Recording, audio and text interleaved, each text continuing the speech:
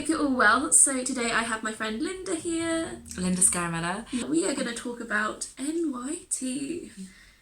Woo! Linda is a member of, well, we're both members of the National Youth Theatre now. Linda did the 2019 Summer Intake course, which was not online. You did the online version. I did. As per the pandemic situation. So she's got a whole different experience to what I've had. Also money-wise, a whole different experience money-wise as well. I don't know if your viewers know this, but there's two different things that you can do in terms of course. You can do the epic stages, is what I did, and you can do, I think it's called the senior course. The senior course is a bit shorter, it's 3 weeks. The epic stages is 4 weeks, so it's the whole of August. And it's just a more collaborative theatre project. You get given a theme, you get given a director, a course assistant and a writer. Some people had a songwriter, or some people had, it was a verbatim piece, so they had just a director and they went out to interview kids and how it's like to be a kid and stuff, and did a verbatim piece about that. But my one specifically, we got given the topic of grief, what was it? It was faith, religion, it was faith and religion. And then we discussed, we did some workshops, we did some open questions about if you had to make a new religion, what would it be? What's the main fundamental reasons why you're not religious? Within day 2, we knew so much about each other, like the deepest, darkest secrets. But that's obviously at everyone's sort of willingness to provide the information, because grief is a big topic, So we also got given a Spotify list, and we went to some people I know quite musically inclined. But NYT, it's sort of the running joke that they don't really want an actor. Yeah. They want someone who's a writer or does everything basically. Does everything. Or I had someone who never did acting before, worked for the BBC as a journalist and was there. I had someone who was an opera singer, just finished opera. There's some people that did puppetry, clowning, directing, all sorts of things, and they were there. And it's just, if you're interested in drama and the collaborative sort of experience, that's what you do. It's like shows how much the industry has like progressed though, hasn't it? That it's not just acting. Everybody looks for different skills that you might have, so that you're like different to everybody else in the industry, I guess. Yeah, definitely. I think back in the day, it was a bit more actory. It was a bit more like, we're gonna do a show, you're gonna be part of the show. But we didn't even have a script when we began. Like, it was literally written in the room. It came out of the premise of the show came out of someone saying an idea about a support group for women who were going through grief. Our writer was called Iman. I don't remember her surname, which is what I was trying to remember. I don't remember her surname, so sorry, Iman. But she went away and go, oh, okay, I'm going to write something about that. And she wrote a 3-act, 45-minute or 50-minute play, which is, I think we showcased it for, I think we performed it 3 times. 1 matinee, 2 evenings. Oh, nice. In the round as well. It was at Roast Bruford. Yeah, so we should probably talk about how many people are on your course. Right. And yeah, where it was, and like travelling there maybe. Yeah. And yeah. So, if I remember correctly, there's about 25 to 30 people in each group. Some groups were mixed, gender-wise, and some groups, 2 groups actually, were 2 all-female productions. That's also because a lot of people who are female outweigh the people who are male when they audition. Yeah. Hey, us girls, we like the drama. Oh, God. You have an option though to stay right in the Roast Bruford accommodation, but that will be an extra £1,000, which I could not afford on top of the rent that I'd already started paying. So I just would travel in to Sidcup every day, which is I think an hour and 30 minutes to 2 hours a day. That is dedication though, because how long were you there for each day? So you're there 6 days a week for 4 weeks. Like timing as well. Timing, well, I think we started around 9, sometimes 10 o'clock if she felt, nice. She felt nice, and you would finish at 5. Oh yeah, that's quite a long day, especially since you're like on your feet all the time. I have to wake up at like 7 a.m, get ready, get on the train. By the time you get to Waterloo, you're exhausted. Then you have to get the train to Sidcup. And it's like it's such a long journey to get to Sidcup. Because it's quite far out. It's like, isn't it Greater London? It is. Yeah. It's near Woolwich. If you keep on going down, it's near Woolwich and that borough. Yeah, it was. I think if you are trying to do it a bit more cost effectively, if you can stay with somebody in London, if you know anybody. If you have friends. Even Airbnb, it might be cheaper than their accommodation. And I think there were a few. I think someone did say that they were staying near the area and they paid £400, which is £600 cheaper. Yeah. So that's so much cheaper. Did they have to pay for food if they were staying in the accommodation? Mm-hmm. Wow. I think we had a canteen on site, so you could pay for the lunch and stuff there.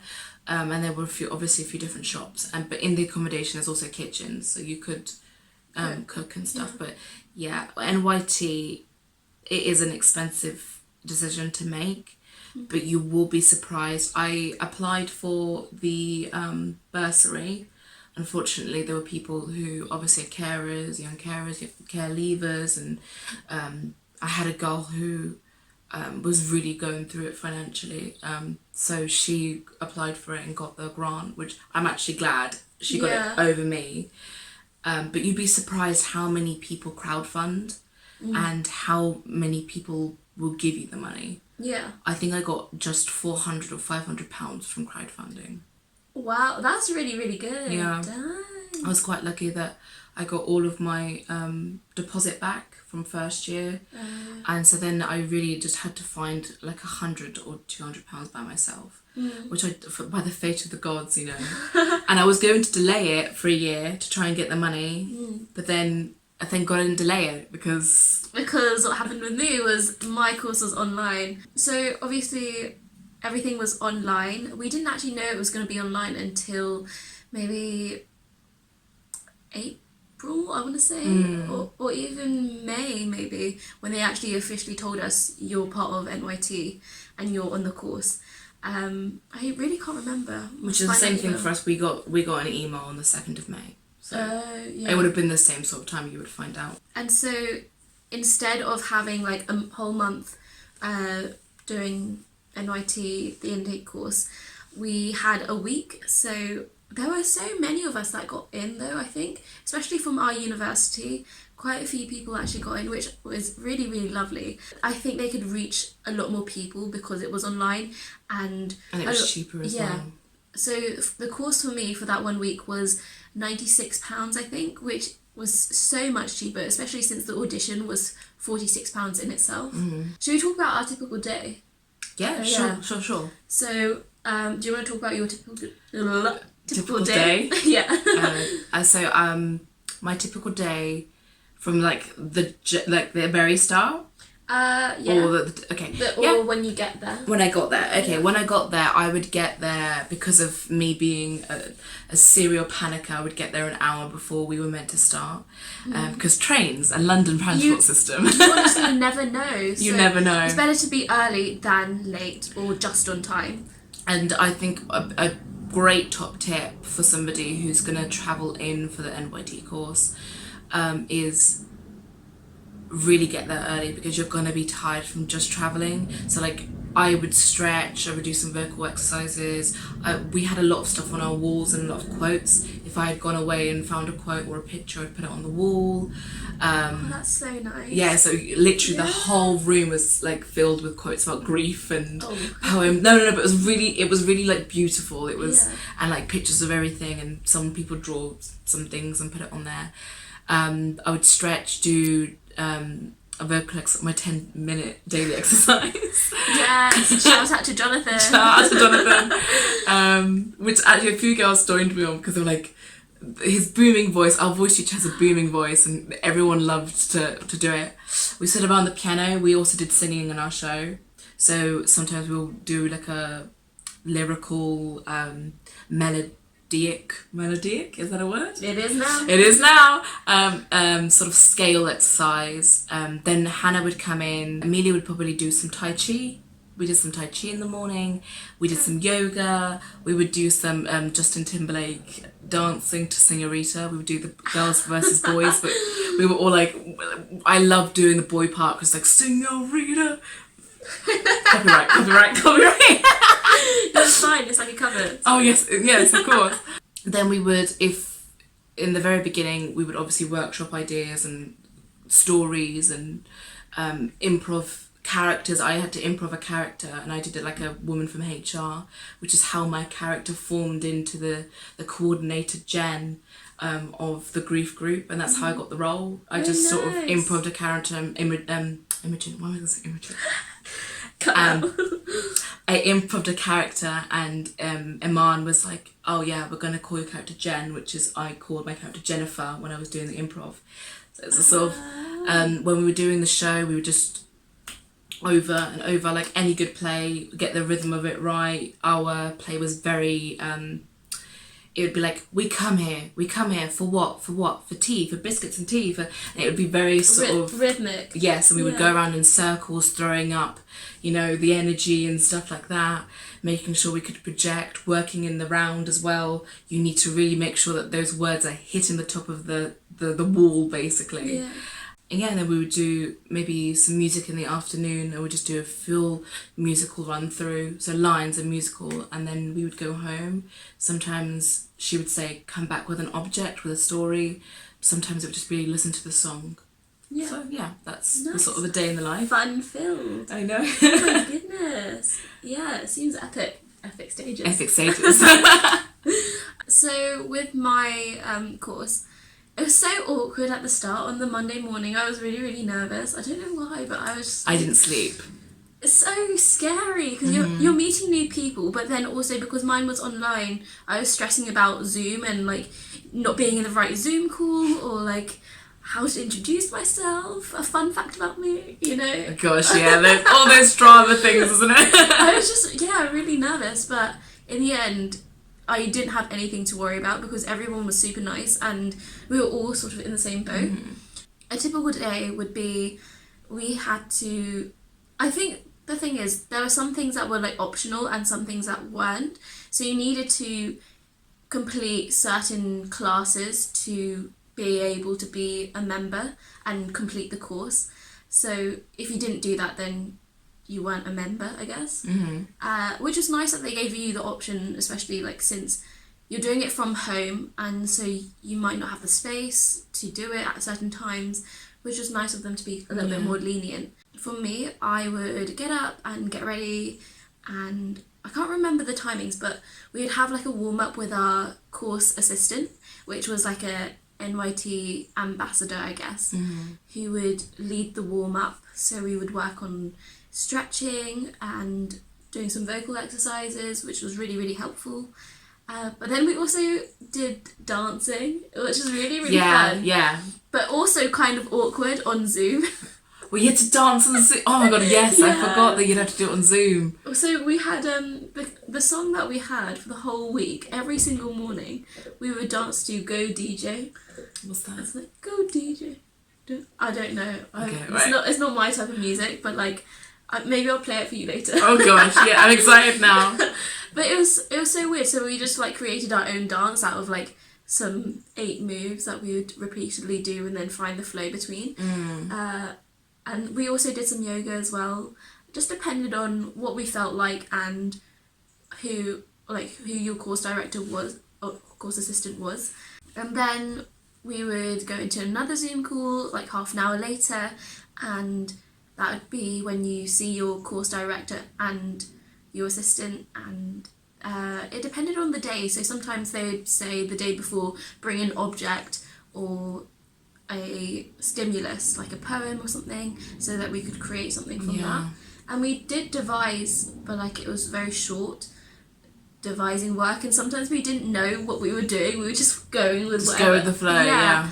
And some other things we did was like improv, and we had to study someone from like, the outside world, so we'd have to like watch them for like 10 minutes and just see how they moved and talked and walked, and then bring that into your character, and they kind of what we do in class, I guess. Yeah. And just embody that person for character development and for character work, I guess. There was a lot of like different things going on. But then at the end we did a show, but we didn't know that we were doing a show. They were like, okay, you've improv this, now we're gonna record it. And so we just like did what we did, whatever like we were told to do, which was quite funny because it worked. The theme that we had was about change, and so every single course for my week had the same theme, and it was really interesting to see through Zoom, through like a Vimeo link, everyone's work throughout the week. Yeah, That's kind of cool. it is cool, also very strange. But yeah, that was... Should I talk about my show? Yeah, 100%. Okay, hi. Yeah, sorry, I've been It's talking so kind of much. hard. No, of course, no. It's kind of hard to describe a day in the life of even a week, even 4 weeks for me. But so our show was called The Grief Circle. As I mentioned before, we were all-female production, so it was an all-female women's group. I was the leader of the coordinator is more of an appropriate word. She was called Jen or Jennifer. I can kind of see that HR woman. vibes. The HR Karen sort of vibe, but not Karen, you know, a mini Karen. We did a scene like one time for like a script reading where I was there for a job interview, and I get those vibes from you. Do you remember that? Oh no, yeah, no, I do remember it now. Yeah, that was over lockdown as well. Yes, maybe that should be our thumbnail later. That's a thumbnail. Just what was I saying? Sorry, Karen. The Grief Circle. I was Jen, and we had just like little characters. It was a 3-act structure. We would begin with a song.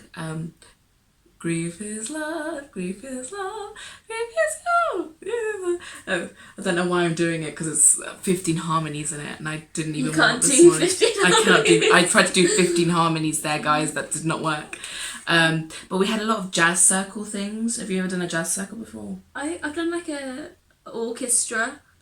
It's where like, you do your beat and then and someone melody. adds on to it. That's how we got most of our songs. Oh, that's cool. That's really cool. So some people would, I think Aman wrote some of the lyrics, and some people were like, oh, actually, can we try this lyric, or can we try this sound to it?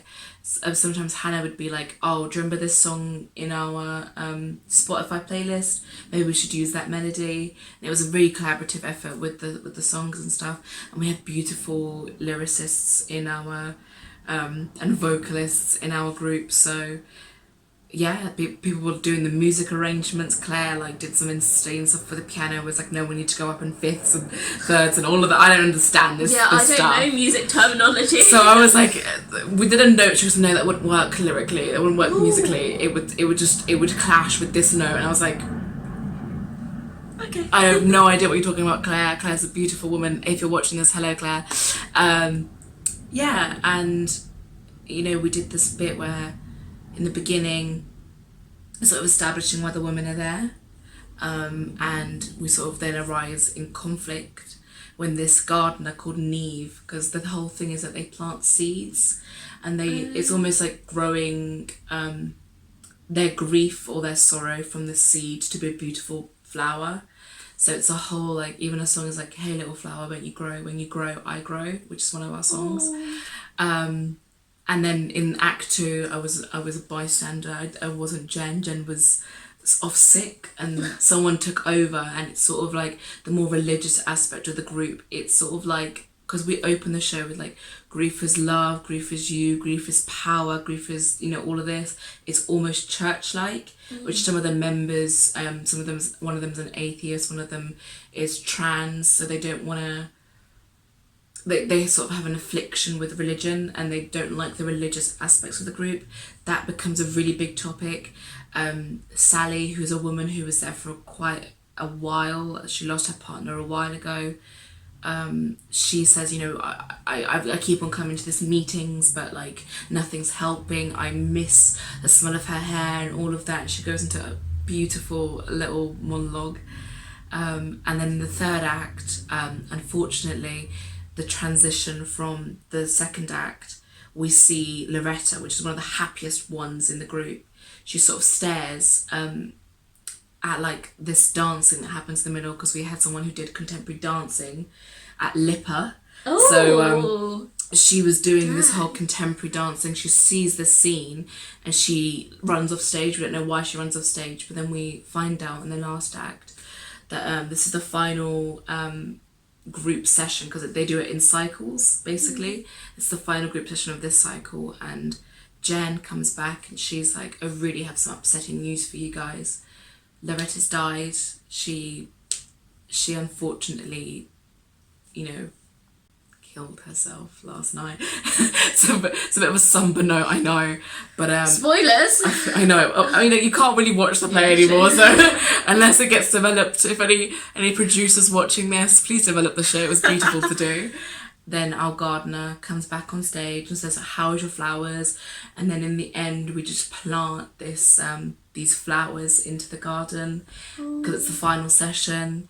And the end song was so beautiful. It was like, we all return to the earth, bye goodbye. It's hard to say goodbye. And then, you know, we look up and there's sort of like fairy lights on the ceiling and it looks like stars and stuff. Oh. And then the final line is someone says, well, how do we know what happens when they die, or something like that. And I say,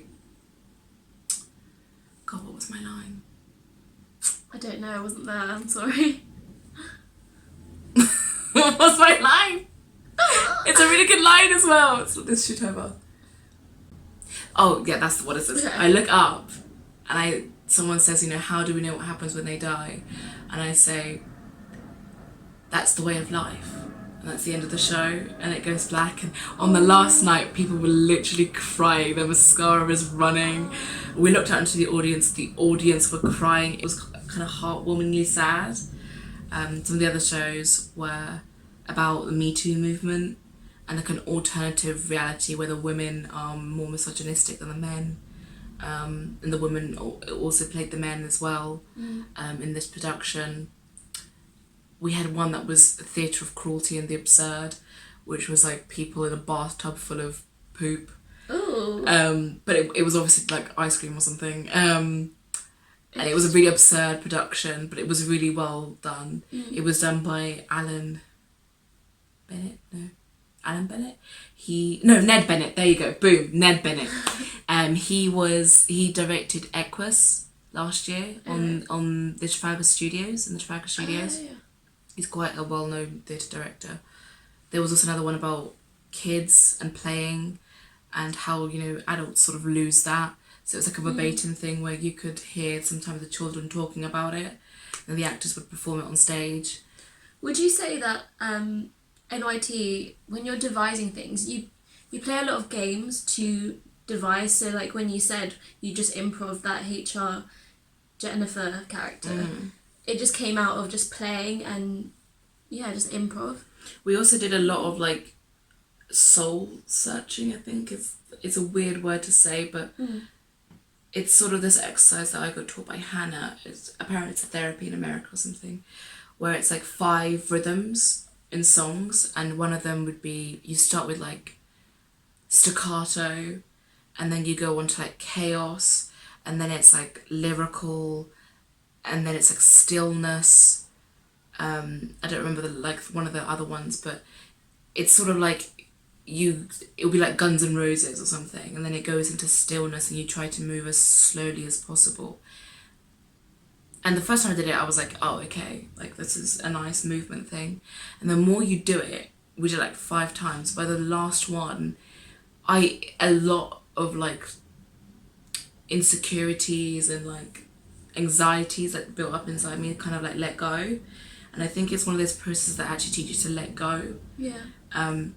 Especially with a big topic like grief. Yeah, especially. Yeah, and that sounds really interesting. I've done it as well with my group, and I will always bring it into rooms now if I am ever in charge of it, because it's such a easy way. We didn't realize how music has such an impact on us. So yeah. Yeah. I think all these things that you learn from like workshops and courses is that it's all stuff to put in your toolbox that everyone says. That's the analogy everyone says. All these new skills and new techniques are something that you could use for like life. And if you have a skill, no matter how ridiculous you think the skill is or insignificant you think the skill is, it really isn't. Because the way it works in your audition is you tell them everything you're interested in. I said I was interested in short stories and stuff, and funnily enough the person asked me, how did you get into this monologue? And I said, oh, I listened to the song that just perfectly encapsulated the world for me. It was Barbra Streisand's My Man. I love a bit of Barbara, you know I do. And he was like, oh, very interesting. He wrote that down in my notes. And then, you know, I was cast in a show where the music was such an integral part of these characters' lives. And I think some people said that they did musical theatre. There was a musical theatre one about Ava Lovelace, the woman who did was the first magnetician who helped build the computer or something. Yeah. Some Ava. woman, Ada something. Ada. And so some people said, you know, I do musical theatre. Some people said I do the violin, and they were cast in that show, and they were part of the orchestra for that show and stuff. So that's really cool that they're able to fit everyone into groups that would easily collaborate with each other. Which is why I wouldn't get disheartened if you don't get cast the first time. I was very lucky that I didn't even go in with the expectation of being cast, because I know how many people audition over and over again, which is why I don't think you should be at all disheartened, because you wouldn't have fit in, and you don't want to pay so much money to not be used to the fullest advantage in a production. So just don't be disheartened. Yeah, you'll find your place when you find your place. If and when, you know, sort of thing. Should I talk quickly about additional support? Yeah. So something maybe you didn't get but I did was they are very, sometimes when you put something on your folder or on the application form, they don't necessarily look at it properly. The sort of course assistant's job is to make sure that everyone's concerns is noted. So on the first day, they come up and said, hi, you have asthma, you have dyslexia, you have dyspraxia, and literally listed off all my health conditions. How can we help you? Yeah. And you know, Emilia sat down and was like, okay, do you want to learn the lines with me? She'd come in the morning really early, she'd make me toast, she'd be like, what do you need? That's so lovely. I know some people had there's a girl who had a fatigue, sort of chronic fatigue. Yeah. She was looked after. So some people that had mental health issues. There's a girl that had to also drop out. They will support you in that. So just don't think that maybe because I have a sort of disability or requirement or dietary restriction that you don't want to go or travel or do anything, because it will be noted and it will be catered to. Yeah, especially since a lot of the time, I don't know about you, but when they said, oh, we've got this thing to look at, we'll send you through the document, and it'd just be like a Word document, but they'd send you 3 types, so one on white paper, one on yellow, one on green. That's what happened to us. Yeah, so they are really able to cater for everyone, which I really love. As part of our show, unfortunately for one of the girls, she couldn't lift the chair. You have to lift the chair and then sort of do some choreography with it. And, you know, in the end, she just ended up pushing the chair, and we had someone else sort of reflect that or do something different so it didn't look too out of place. But there's always a way around it. Yeah. And that's the way the industry should be, and it is changing to be a little bit more like that. But I definitely know with NYT they will cater to it, because it's meant to be enabling for everybody, and it just wouldn't make sense if you can't lift up a chair or you can't dance in a certain way, why they would try to not cater to you or put you off to the side or something, because it's a national thing, darling, you know. They have to make it reflect. That's why they cast however many types of people, because it needs to reflect the country, the nation, you know. Otherwise it doesn't make sense calling it the National Youth Theatre. Exactly. I guess one of the main things is don't be afraid to speak up about whatever you've got or whatever's on your mind or any disabilities that you have, because if they don't know, then they can't help you. That's true. Because even like I mentioned that I had dyslexia, but they didn't know in what form. Like obviously I just put on a form dyslexia. Some people can't learn lines. I'm one of those fortunate people that like it may take me a little bit longer, but I will get down the lines. Maybe a word or the word be or to or the might be missing, but I will have the lines down. But some people really can't. They need like a maximum amount of time, and I was very lucky that because we rehearsed it so much, I didn't even really need to learn the lines, because it was repetition is the thing for me. And it even helps you find your thing, you know, like how to learn the lines, how to project. You know, some people won't be able to go to drama school or university, and like us, we are currently doing, but some people haven't got that chance. And there's also a rep company after. There's free shows that you can go to as well. There's so many things that you can do through the membership. Yes. And like audition opportunities, even writing opportunities. Workshops. Yeah. I know that through MIT, I had a Zoom meeting with Rosamund Pike, is that her name? Oh, I love her. I know, I remember you. What an absolute babe. What an absolute babe. She told us about self-taping, which was actually really great, because the next unit I was doing was self-taping, you know? So important. So, and I think you can get money off headshots. The £32 is worth it if you use it for example. It's 35. 35? Yeah. I thought it was 32. Oh. Has it gone up? Yeah. Well, so the membership is £35 a year. A year.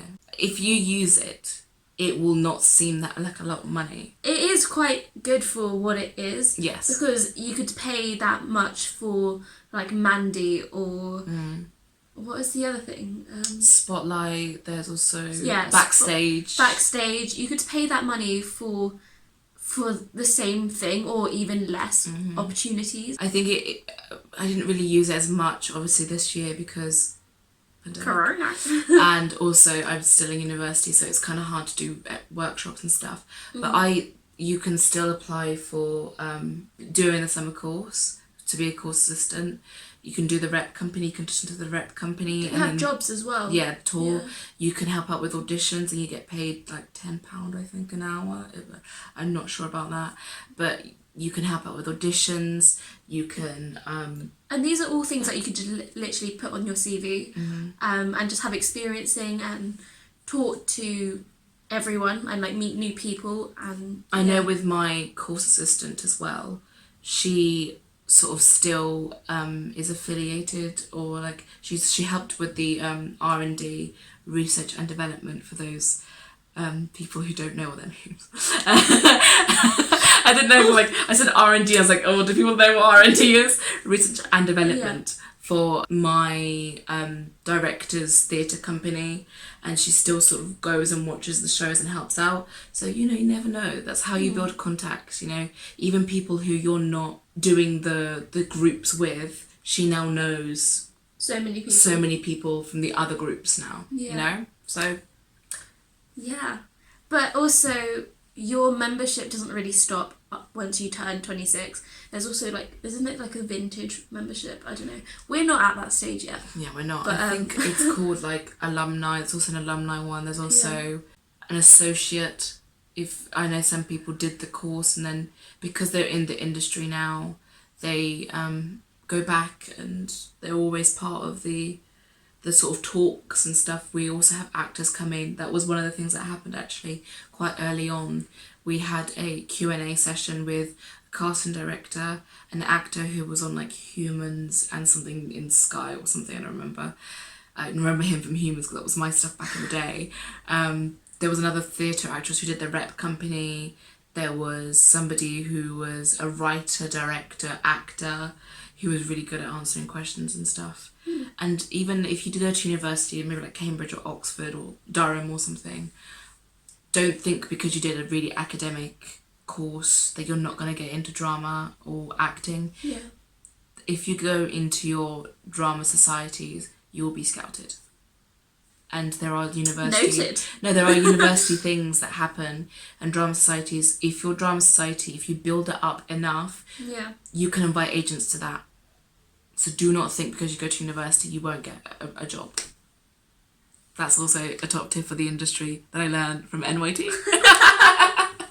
That's so good though. This is just like a gateway to so much more. Well, thank you guys for watching, and if you do have any more questions about NYT, about Linda, about me, then please drop them in the comment section down below and maybe I'll answer them, or if the demand is high enough, we'll get Linda back here and we can do another Always video. a pleasure, darling. It's always a pleasure. Thank you so much. I hope you guys have found this really informative and you've enjoyed watching, and I will see you next time.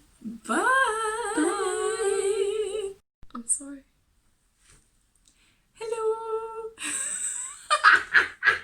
Sorry, that was awkward. I just went, hello.